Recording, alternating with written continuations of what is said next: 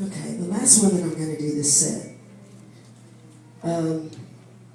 Regardless of your political beliefs or, whatever you maintain politically, you have to admit that we are living in a historic time.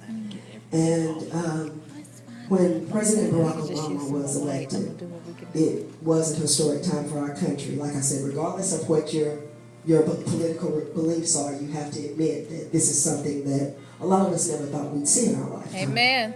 So, based on that, I wrote this poem called Mr. President. Now, understand, I wrote this from the eyes of Michelle Obama.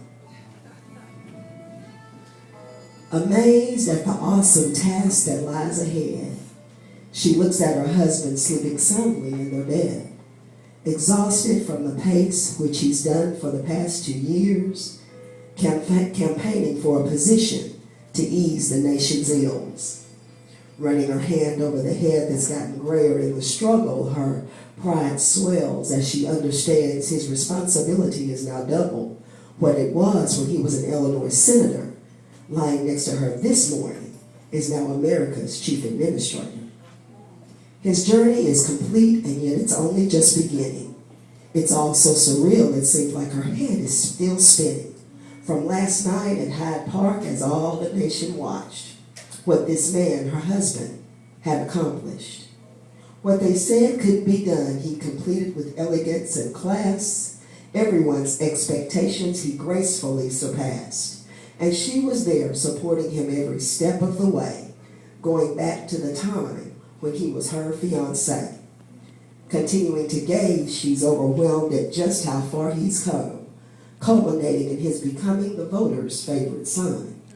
Sighing softly, she says to herself, I'm such a lucky girl. My God, I'm sleeping with the most powerful man in the free world.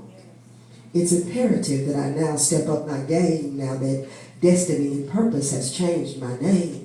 From Michelle to now First Lady Obama, my job continues after all the hoopla. And on this post-election morning, I renew my vow to be the helpmeet and legs to his vision as I've been up until now. Eyes glazed over with undying love as she's overcome with memories reminiscent of the many years they've seen together, now that history has dictated and made their lives richer.